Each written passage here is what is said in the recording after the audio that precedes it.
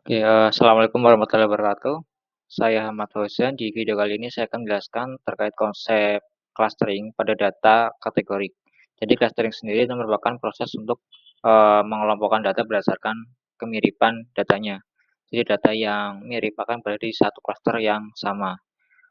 Jika pada data numerik seperti data umur atau pendapatan, bisa menggunakan algoritma K-means dan jaraknya bisa diukur menggunakan perhitungan Euclidean distance. Tapi jika datanya berupa kategorik, misalkan berupa data warna mata, warna rambut, atau warna kulit, maka tidak bisa dihitung seperti menghitung angka.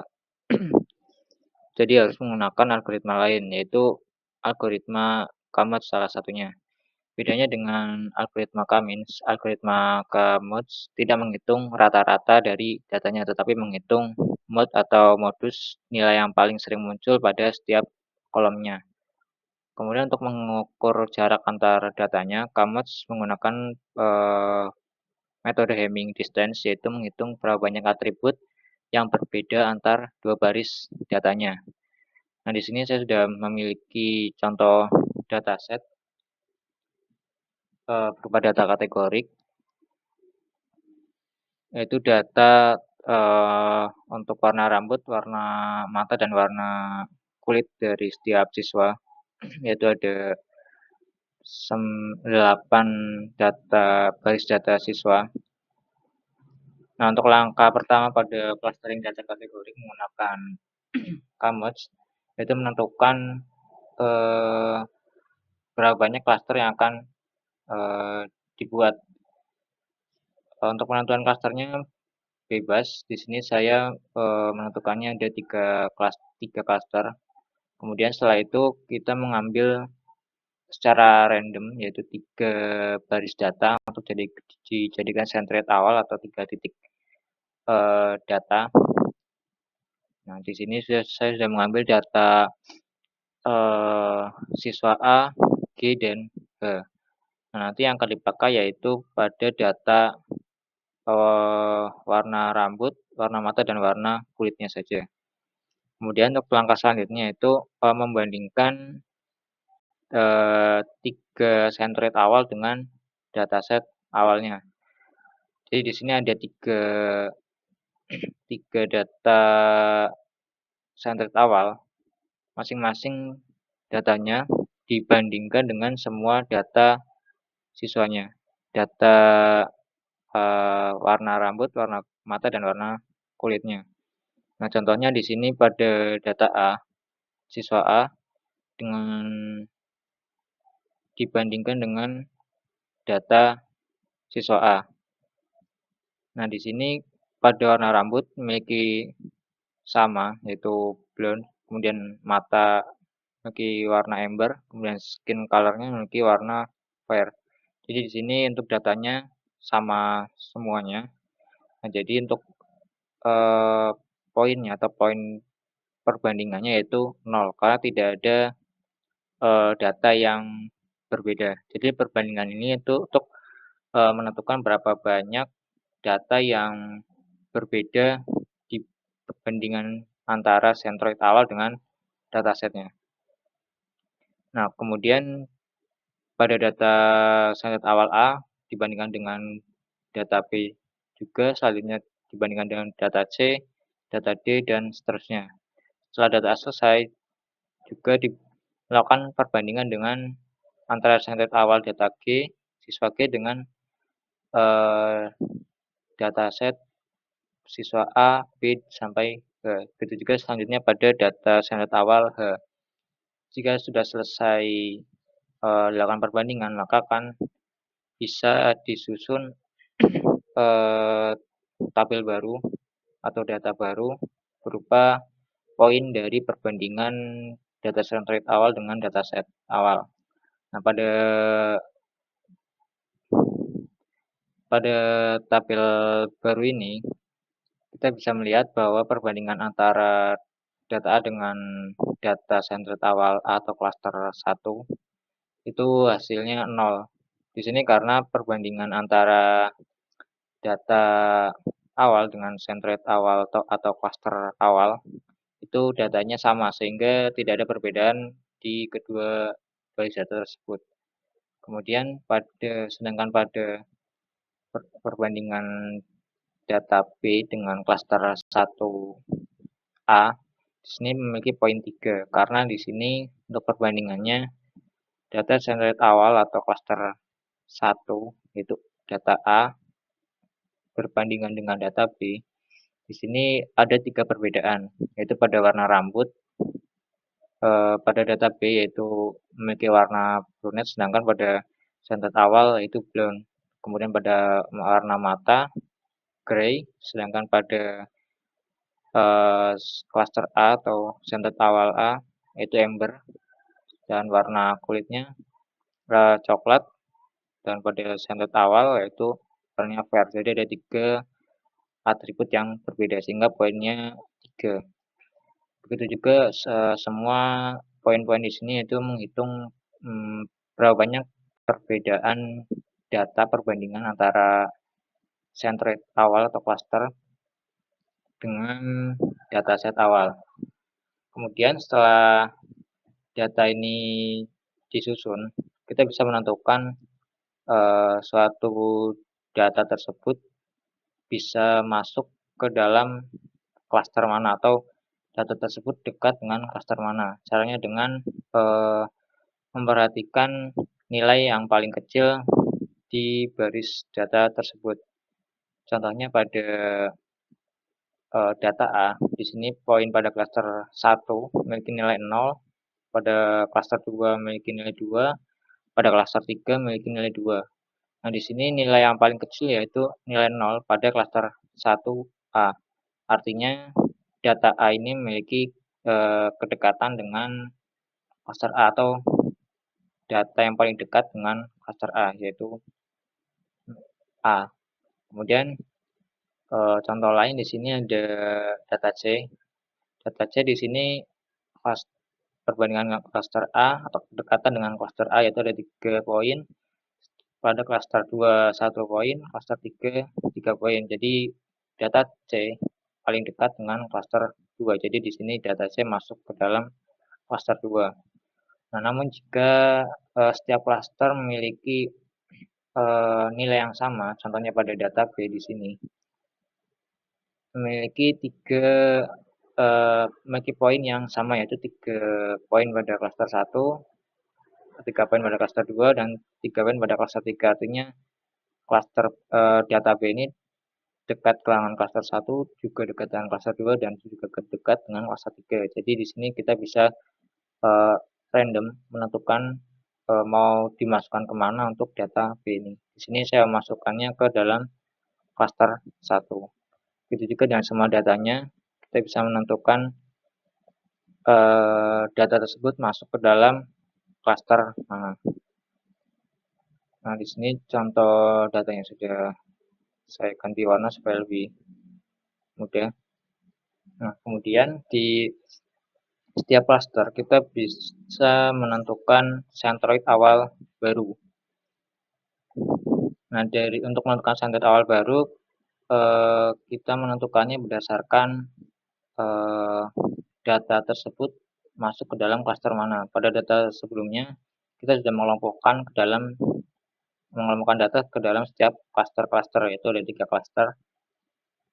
Nah, di sini untuk warna kuning cluster 1, warna merah cluster 2, dan warna hijau cluster 3. Nah, untuk selanjutnya kita menentukan centroid awal baru untuk 3 cluster tersebut. Nah, pada data cluster 1 di sini ada 3 baris data, yaitu data siswa A, B, dan E. Untuk menentukan centroid awalnya, kita bisa menentukannya dengan mengambil nilai atribut data yang paling banyak muncul. Contohnya di sini ada warna rambut, ada blonde, dan brunette. Nah, di sini atribut nilai brunette ada 2 dan blonde ada 1, sehingga kita bisa mengambil warna rambut brunette, sehingga dia bisa masuk menjadi data centroid awal baru. Kemudian pada warna mata juga sama, kita mengambil data yang paling banyak muncul yaitu amber, warna kulit yaitu ada fair, yaitu 2 data, jadi bisa dijadikan data standar awal baru. Nah, jadi di sini klaster 1 memiliki data rambut brunette, warna mata amber, dan skin color fair. Begitu juga dengan klaster-klaster lainnya pada klaster 2 dan klaster 3. Nah, ketika pada data tersebut memiliki 2 klaster yang data atribut yang berbeda dan memiliki jumlah yang sama, contohnya pada klaster 2 yaitu C, data C dan G. Untuk warna skin di sini ada brown dan fair. Yang di sini memiliki jumlah data yang sama yaitu brown 1 dan fair 1, sehingga kita bisa memilih salah satu saja yang akan digunakan untuk menjadi centroid awal baru. Nah, di sini saya memasukkan fair sebagai data atribut skin color untuk centroid awal baru. Nah, setelah selesai menentukan centroid awal baru akan didapatkan 3 cluster data yang menjadi centroid awal baru. Nah, selanjutnya selanjutnya itu melakukan perbandingan lagi dengan data tersebut atau data yang tadi kita sudah masukkan ke dalam cluster-cluster. Nah, contohnya di sini cluster 1 kita bandingkan dengan data A. Jadi ini seperti mengulangi langkah seperti langkah pertama. Jika langkah pertama kita membandingkan centroid awal yang kita tentukan secara acak dengan dataset awal, sedangkan iterasi-iterasi berikutnya kita menentukan perbandingan dengan centroid awal baru berdasarkan data yang sudah dimasukkan ke dalam cluster-cluster. Nah, di sini contohnya pada cluster 1 kita bandingkan dengan data A, yaitu ada warna rambut brunette, sedangkan pada data A itu brown, jadi berbeda. Kemudian warna mata amber, data yang sama, skin color yaitu fair, data yang sama. Jadi untuk perbandingan cluster 1 dengan data A memiliki poin 1. Begitu juga seterusnya, yaitu melakukan perbandingan dengan data set yang sudah ada. Jika sudah dilakukan perbandingan lebih lanjut menggunakan data centered awal baru, kemudian kita bisa melihat atau memasukkannya ke dalam cluster-cluster kembali. Nah, contohnya di sini hasil perbandingan data A dengan cluster 1 yaitu dengan cluster 2 dan 3 yaitu 1, 2, dan 3. Nah, nilai paling dekat dengan cluster 1 yaitu paling dekat dengan data A yaitu cluster 1 dengan poin 1, sehingga data A di sini masuk ke dalam poin atau ke dalam cluster 1. Nah, setelah dilakukan perbandingan, selanjutnya hasil clustering data tersebut kita bandingkan dengan data clustering sebelumnya. Apakah ada perbedaan atau hasilnya sama? Jika ada perbedaan, maka harus dilakukan iterasi perbandingan lagi. Jika sama, yaitu klasternya tidak berubah, maka iterasi bisa dicukupkan dan clustering sudah berhasil dilakukan. Nah, di sini jika kita lakukan perbandingan pada clustering sebelumnya, ini sudah sama, yaitu pada data A, B, dan E. Di sini masih dalam satu cluster yang sama, yaitu cluster 1. Kemudian data C dan G masih dalam satu cluster yang sama. Kemudian data D, F, dan H masih dalam cluster yang sama, sehingga sudah tidak ada perbedaan cluster lagi, sehingga tidak dilakukan perbandingan dengan membuat centroid awal baru. Kemudian untuk kita penggunaan programnya, untuk penggunaan Python-nya, di sini sudah susun untuk kode Python-nya. Di sini kita bisa pakai library random dan import counter untuk perhitungan nanti, dan penentuan nilai random untuk data penentuan clusternya. Nah, di sini sudah ada data tadi yang sudah saya masukkan. Kemudian inisialisasi jumlah klaster yang akan dibuat. Selanjutnya menginisialisasi centroid awal yang nanti akan digunakan, yaitu ini untuk menentukan 3 centroid awal. Nah, di sini untuk menentukannya saya menentukannya secara random, yaitu menggunakan library random. Kemudian setelah dilakukan penentuan 3 klaster awal, kemudian menghitung jarak, nah itu Hamming distance yang seperti saya lakukan tadi, yaitu menghitung perbandingan berapa banyak perbedaan antara datanya dan berapa banyak data yang sering muncul pada data tersebut. Kemudian setelah itu melakukan proses iterasi kamusnya, itu menentukan berapa banyak data yang muncul, berapa banyak muncul setiap atributnya. Nah, batas iterasinya saya batasi menjadi 10 iterasi supaya tidak terlalu banyak ketika sudah mencapai 10 iterasi. Kemudian setelah dilakukan proses iterasi K-merge, yaitu menentukan banyak data yang muncul, kemudian dilakukan pengelompokan clustering terdekat seperti ini. Kita hasil perbandingannya atau menghitung berapa banyak data yang muncul, dilakukan berapa banyak cluster-cluster atau menentukannya ke dalam cluster-cluster yang mana yang dekat dengan data-data tersebut.